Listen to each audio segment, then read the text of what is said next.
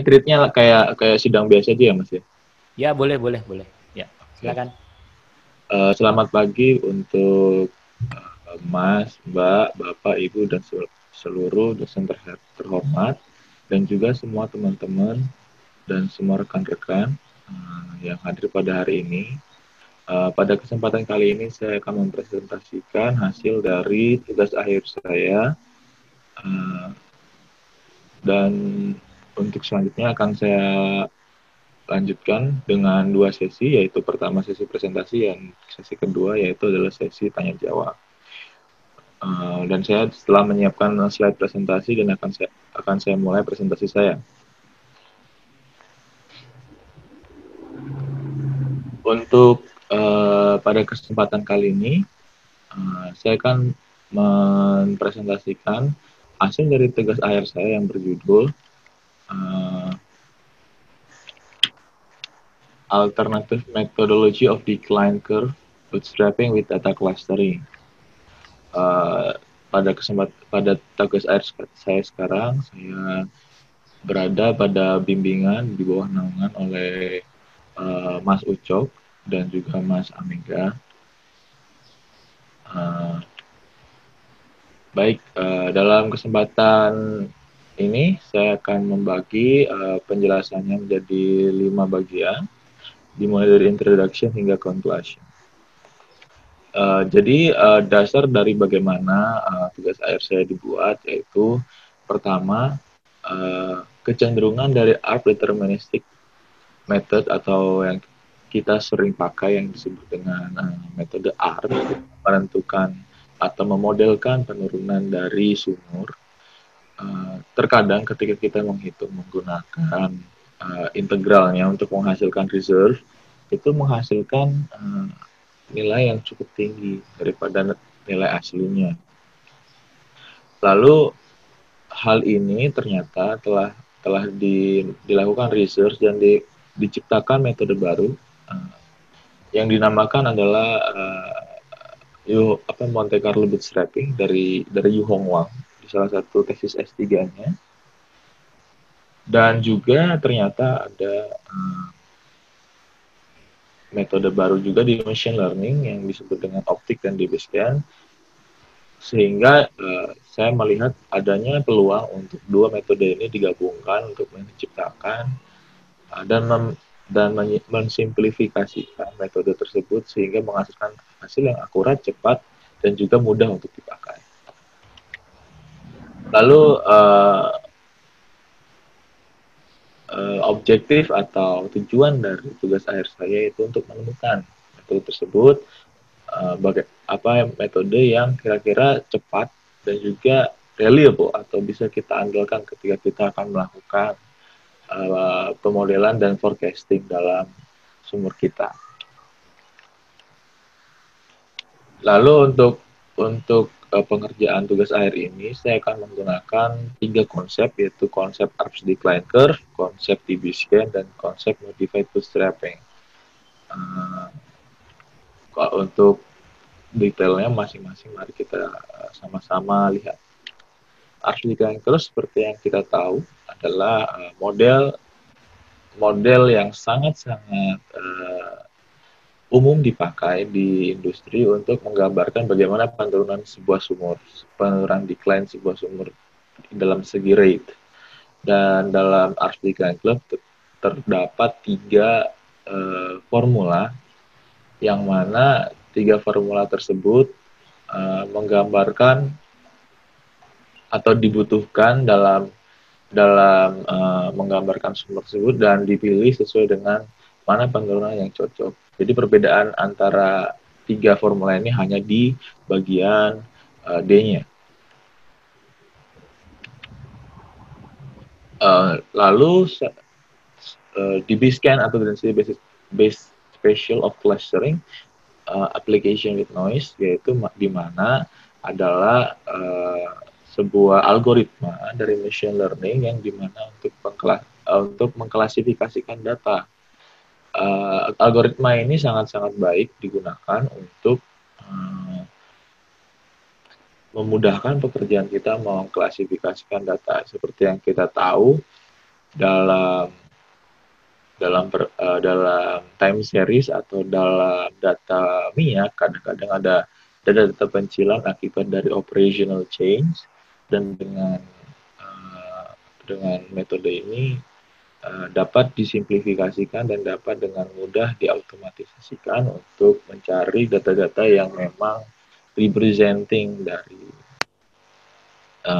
yang dari data-data yang banyak tersebut. Lalu ada juga optics, ordering points to identify the clustering structure.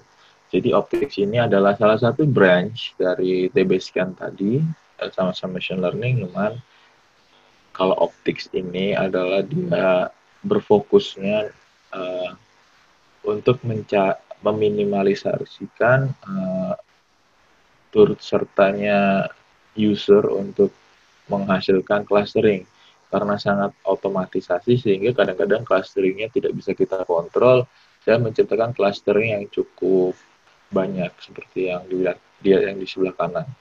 Jadi kedepannya optics dan DB-Scan akan saling berkolaborasi untuk menghasilkan clustering yang dapat dipercaya. Dan yang terakhir adalah bootstrapping. Bootstrapping adalah konsep dari statistika di mana konsep ini digunakan untuk data resampling, dalam arti seperti ini. Jadi kadang-kadang ketika kita memiliki sebuah data kita tidak bisa untuk diambil lagi. Dalam kasus ini adalah data-data sumur. Kita tentu saja mungkin untuk melakukan well test kembali, namun pasti akan cukup mahal. Nah, dalam kasus ini maka ada namanya data resampling, di mana kita membuat data sintetis dari data parents atau data original sebanyak nilai jumlah tertentu, sehingga kita menciptakan beberapa skenario yang mungkin terjadi di masa depan dengan menciptakan data sintetis tadi. Dan dengan kita menciptakan banyaknya skenario yang mungkin terjadi di depan, maka kita dapat mencari parameter-parameter yang kita inginkan dari setiap data sintetis, sehingga kita mempunyai gambaran kasar bagaimana parameter tersebut akan bervariasi dengan banyak kemungkinan data yang terbentuk di data sintesis tersebut. Dalam arti, misal ketika kita punya data sebuah penduduk dan kita memiliki gambaran kasar bagaimana persebarannya, kita merandomize data tersebut, data kemudian tersebut, atau kita merandomize data tersebut untuk kita gambarkan, maka kita memiliki kemungkinan bagaimana parameter penyebarannya itu bisa terjadi, atau skenario-skenario yang mungkin terjadi dari data sintetis. Dan umumnya karena kita membahasnya adalah jumlah kebanyakan skenario, maka semakin banyak jumlah repetisi untuk pembuatan datanya, maka akan semakin akurat dari hasil skenario tersebut. Jadi seperti yang saya jelaskan tadi, bahwa bootstrapping sebenarnya adalah salah satu metode statistika, tapi untuk diimplementasikan dalam kasus perminyakan, maka ada salah satu set prosedur yang harus dilewatin. Dan ini merupakan prosedur bootstrapping yang dibawa oleh Wang Yuhong dan disebutnya dalam Monte Carlo bootstrapping, modified Monte Carlo bootstrapping. Jadi sebenarnya paper yang membahas ini adalah pada tahun 1998, lalu dikembangkan oleh Yuhong Won menjadi 2006 menjadi lebih akurat dalam prosesnya untuk menghitung atau mengolah data tersebut. Si Yuhong Wang ini dia membahas bahwa yang di random bukan titik dari data tersebut dalam bootstrapping, tapi yang di random adalah residual. Lalu dalam perandomannya tidak titik per titik, tapi blocks per blocks. Untuk jelasnya nanti akan saya jelaskan di lanjutan. di slide selanjutnya. Lalu dari hasil data-data yang kita random tadi, kita akan mendapatkan DCA parameters. Jadi nantinya sebenarnya metode ini mengkolaborasikan antara ARPS di client curve tadi, namun kita manfaatkan kemampuan bootstrapping untuk menghasilkan banyak skenario, sehingga kita menghasilkan banyak skenario dari ARPS, dan kita memiliki gambaran kasar bagaimana parameter-parameter ARPS itu akan tersebar dalam jutaan skenario atau ribuan skenario, sehingga kita memiliki angka pesimis, most likely, dan optimisnya. Atau yang dalam nantinya akan kami sebut, atau saya sebut P10, P50, dan P90. Pada akhirnya ketika kita memiliki P10, P50, P90, kita dapat menghitung reserve di P10, P50, dan P90.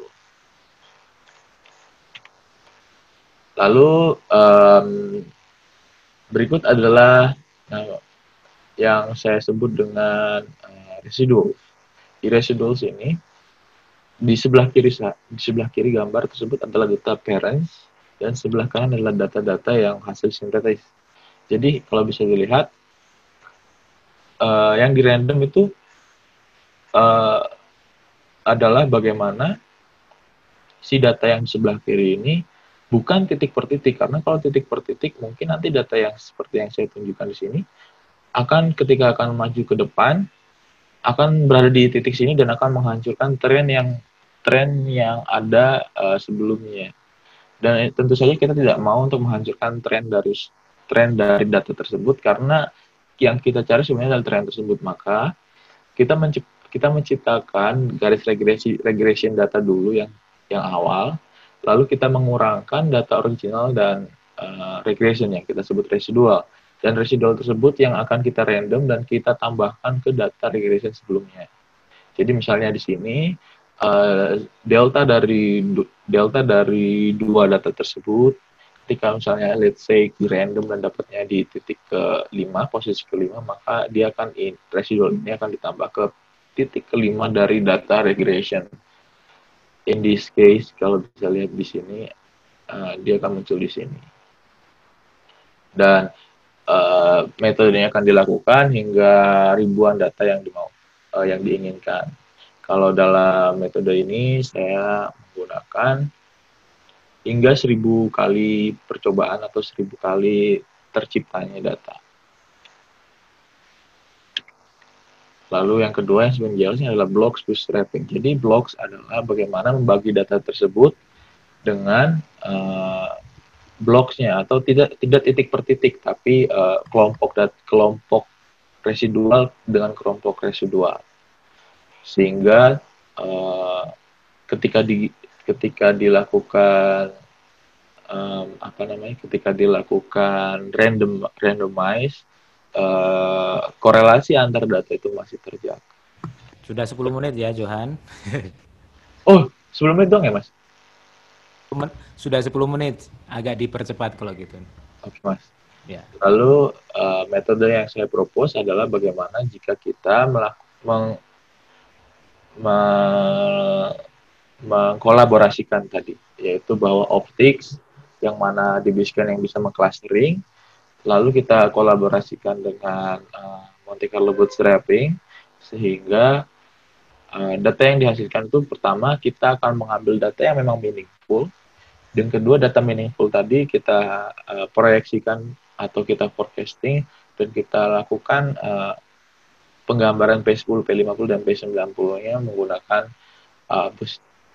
Bootstrap Monte Carlo. Dan dalam Bootstrap Monte Carlo tadi ada beberapa hal yang bakal saya modifikasi untuk menyesuaikan dari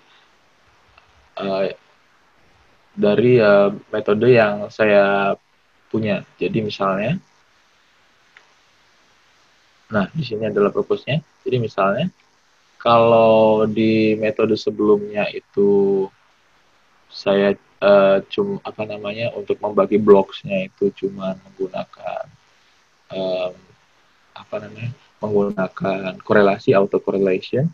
Nah, kalau dari saya menggunakan salah satu dari paper dari Lahiri tahun 1998 yang dia akan membaginya menggunakan akar pangkat 3-nya. Jadi misalnya datanya adalah 64, maka datanya akan dibagi menjadi empat setiap empat data.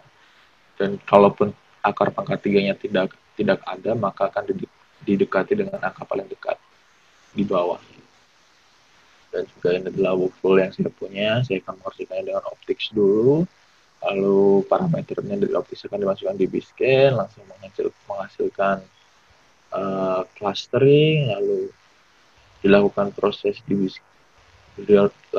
modified bootstrapping, lalu setiap skenario akan menghasilkan parameter, dan parameternya akan disort sehingga dihasilkan mana P10-nya, mana P50-nya, dan mana P90. Lalu terakhir maka akan menghasilkan forecast decline, model and calculate research estimation. Dan in case ada yang ingin mereview bagaimana simulasi saya dilakukan, yang mana simulasi ini saya menggunakan program sendiri, maka Anda bisa mengakses link yang seperti yang ditunjukkan. Dan kedua, untuk nanti saya akan menggunakan dua case, yaitu 50% data dan 25% data. Maka sampai di mana bagaimana hasil dari simulasi saya. Jadi saya memiliki 4 sumur, dan setiap sumur akan dilakukan 2 pembagian data, 25% dan 50%. Untuk hasil selanjutnya akan dilihat seperti ini.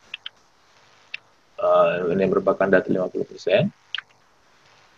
Lalu ketika saya clustering, jika dilihat di kotak bagian tengah bawah, di situ ada lingkaran biru, disitulah adalah bentuk clustering yang akan saya ambil untuk dilakukan forecasting.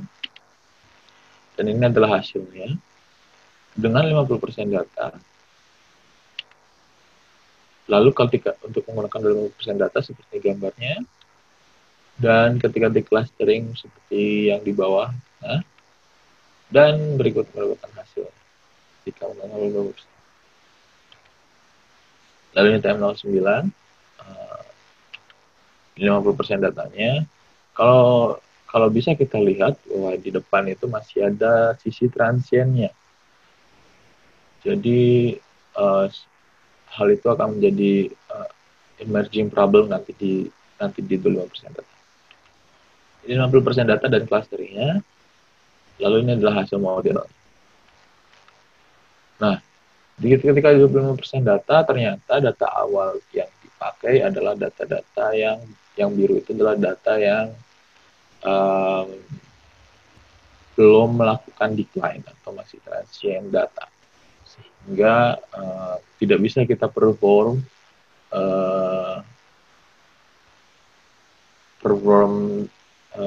arc decline curve, karena tentu saja akan keluar dari asumsi arc decline curve tersebut. Sehingga untuk 25% data saya tidak bisa melakukan simulasi tersebut. But anyway, saya tetap melakukan clustering. Dan terakhir TM16, berikut 50% datanya. Berikut hasil clusteringnya. Dan berikut hasil gambaran dari modelnya. Dan 25% datanya, ini clusteringnya, dan ini adalah hasil dari 25% datanya. Dan terakhir adalah sumur yang paling bagus menurut saya, decline-nya. 50% data, berikut merupakan hasil dari clustering yang mengambil semuanya, dan ini hasil dari metodenya. 25% datanya, semuanya diambil, dan ini hasil 25% datanya. Baik, setelah tadi dari model-model tersebut, saya melakukan integral untuk menghitung bagian bawahnya ya, untuk menghitung reserve-nya secara roughly. Jadi dari 3 curve P10, P50, P90 saya ekstrak data reserve-nya dan didapatkan data-data seperti ini. Kalau dilihat di reserve P10, untuk 50% data dapat dilihat di sini, dan P50 juga, dan P90-nya, dan dengan approach bahwa P50 adalah most likely value to happen, Dan ternyata ketika kita compare P50 dan actual reserve-nya, yang mana di sini actual reserve-nya saya jumlahkan semua karena ini sumurnya udah berhenti beroperasi, berarti kan udah dapat actual reserve-nya ya. Jadi dijumlah semua dan dikombinasikan dengan P50, maksudnya di compare, dan ternyata di table bagian bawah error from P50-nya adalah tidak ada yang lebih dari 6%. Semuanya di bawah 6% perbedaan reserve estimation-nya. Dan apakah masuk dalam confidence interval semua? Iya, masuk semua di confidence interval. Jadi di optimis dan pesimis berada di rentang tersebut. Untuk 5% data ternyata sama juga, tapi di TM yang 18 ternyata mengalami ada errornya lebih besar, yaitu 26,4%. Tapi untuk semua angka P50 maksudnya semua angka actual result masih masuk dalam rentang confidence interval kita. Maka saya bisa simpulkan bahwa metode yang saya propose ternyata memiliki error yang cukup rendah untuk 50% data, namun 25% data masih belum bisa menghasilkan error yang rendah secara konsisten untuk semua data. Tapi seluruh variansinya itu di-cover oleh P10 dan P90. Dan ternyata model forecast yang dibentuk atau P10, P50, P90 itu lebih baik saat 50% data. Sedangkan pada 50% data cenderung untuk meleset untuk menggambarkan bagaimana forecasting dari datanya. Nah, mengapa hal ini terjadi? Karena menurut saya ketika kita memiliki 50% data tersebut sudah menggambarkan atau sudah menggambarkan populasi. Jadi sampelnya sudah menggambarkan populasi sehingga data yang di-input pun represent dari apa yang ada di populasi. Sehingga lebih baik semakin banyak data, maka metode ini akan semakin lebih baik. Yang terakhir adalah menggunakan 4 dataset yang di-present. Ternyata semuanya successfully reach interval, maksudnya semuanya berhasil untuk mengcover dari reserve. Berikut adalah referensi dari yang saya pakai. Untuk sekian dari sesi penjelasannya, mungkin dilanjut dengan sesi pertanyaan. Untuk atas salah dalam tutur kata maupun perkataan, saya minta maaf. Selamat pagi. Oke. Thank you, Johan. Kelihatannya sih sudah oke kalau dari ininya ya. Hanya mungkin yang diperhatikan mungkin waktunya nanti ya. Nanti dicoba lagi lah. Kalau misalnya ada, karena waktunya kan terbatas tuh ya. Gitu. Berapa menit, Mas? 15 menit? Kalau nggak salah itu 10 atau 15 ya. 15 menit nggak salah. 10 atau 15 menit gitu. Nanti tanya jawab 15 menit juga, jadi setengah jam. Karena kalau buat online kan antrinya kan barengan kan gitu. Iya. Kalau nggak salah satu orang tuh setengah jam atau 45 menit gitu. Calvin atau Hidayat ada yang mau ditanya? Tapi sudah oke lah ini. Sip lah. Oke, Mas. Sip. Tinggal waktu aja sih gitu. Sudah lebih baik daripada sebelumnya lah. Nanti tinggal nunggu sidang seperti apa. Calvin, Hidayat ada yang mau ditanyakan? Enggak ada, Mas, cukup. Mas, cukup ya, Mas. Cukup aja kamu. Oke, thank you Johan. Ini tinggal kita siapkan buat nanti sidang seperti apa ya. Siap, Mas. Hidayat coba di ini semua, Hidayat. Videonya di on kan, supaya kita kelihatan lah gitu. Oke, terima kasih. Ya, Mas. Sama-sama, Mas. Semoga nanti lancar semua lah ya, Calvin. Siap, Mas. Johan, Hidayat, dan Siap, setelahnya mungkin supaya apa ya, moga-moga bisa setelah lulus nanti bisa dapat kerjaannya cepat ini. Johan sih sudah kontrak Ya, lah. Mas. Kalau Calvin sama Hidayat ya sudah kontrak lah sama perusahaan kecil yang di Sabuga lah gitu.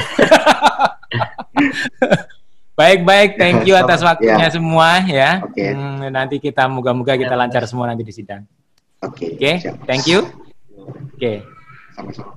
Oke, silakan kalau Mas. mau log off, saya mau nge-save dulu ini. Ya. Oke, Mas. Oke, thank you.